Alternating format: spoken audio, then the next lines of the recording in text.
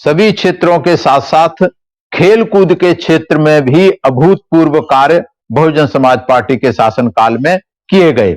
इसमें कौन से बहुत सारे पुरस्कार रहे, जिसमें माननीय श्री कांशीराम जी अंतर्राष्ट्रीय खेल पुरस्कार की योजना बनाई गई, लक्ष्मण पुरस्कार दिया गया, रानी लक्ष्मीबाई पुरस्कार दिया गया और मान्यवर श्री कांशीराम जी कला सम्मान पुरस्कार जो गायन के क्षेत्र में, कला के क्षेत्र में भी दिया गया, और संत रविदास कला सम्मान पुरस्कार, ये सारे पुरस्कार देने के निर्णय किए गए थे।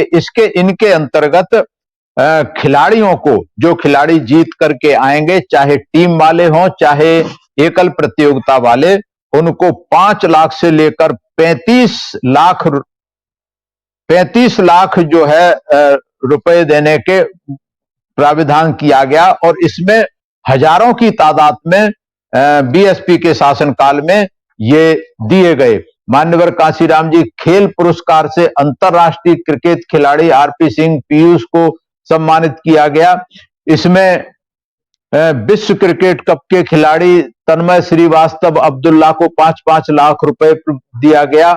चीन में आयोजित एशियन गेम्स में पदक श्रीमती सुधा सिंह को 15 लाख रुपए दिए गए। कुमारी अनुराज सिंह निशानेबाजी में 8 लाख दिए गए। श्री जसवीर सिंह कबड्डी में उनको 10 लाख दिए गए। श्री राजेश कुमार नौकायन में उनको 8 लाख दिए गए। श्री लोकेश कुमार नौकायन में 8 लाख दिए गए। राहुल बजाज गोल्फ टीम में 8 लाख दिए गए। आशीष कुमार जिम्नास्टिक में 8 लाख दिए गए।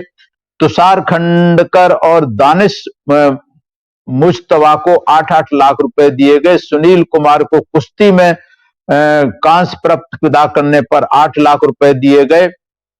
ये सारे दिए गए।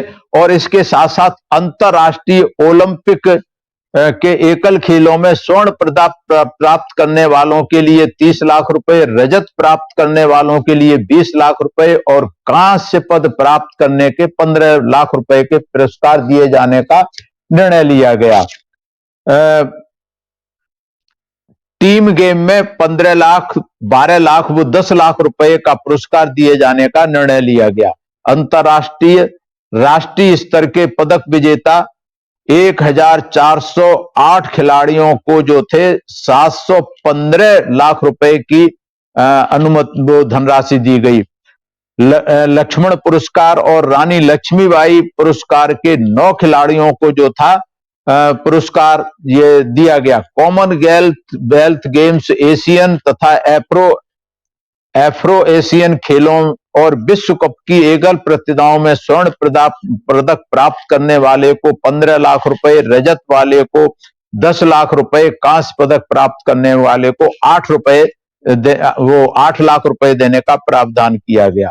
विश्व कप की टीम में स्वर्ण पदक प्राप्त करने वाले को 10 लाख रुपए, रजत प्राप्त करने वाले को 8 लाख रुपए, वो कांस्य प्राप्त करने वाले को 6 लाख रुपए दिए जाने का निर्णय लिया गया।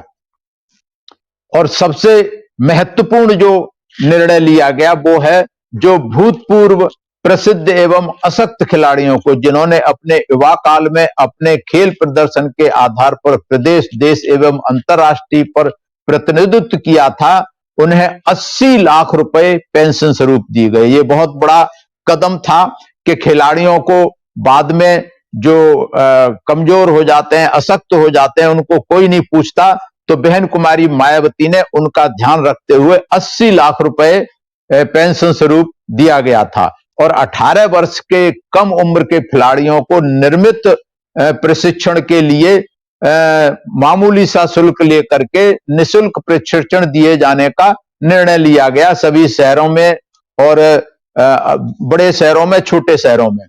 और संस्कृत विभाग शास्त्रीय संगीत, लोक संगीत, आधुनिक एवं पारंपरिक नाट्य विद्या, आधुनिक परंपरागत ललित कलाओं के क्षेत्र में मान्यवर श्री कांशीराम जी कला पुरस्कार प्रदान किया गया, जिसके तहत जो थे 5 लाख रुपए की धनराशि, अंग वस्त्रम एवं प्रशस्ति पत्र दिए जाने की व्यवस्था की गई।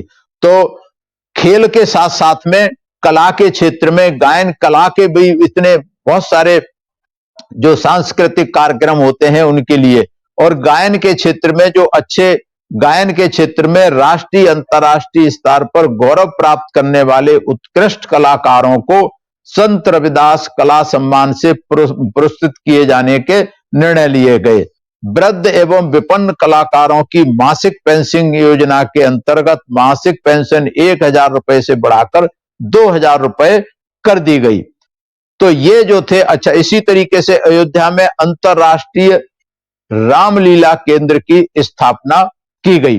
तो खेल के क्षेत्र में भी बहुजन समाज पार्टी के शासनकाल में उत्कृष्ट योगदान दिया गया। सभी खिलाड़ियों के लिए अच्छे कानून और प्रोजेक्ट बनाए गए के लिए। तो ये अभूतपूर्व कार्य बहुजन समाज पार्टी के शासनकाल में हुए। कोई क्षेत्र ऐसा बहुजन समाज पार्टी के शासनकाल में नहीं बचा जिसके लिए काम ना किए गए हों।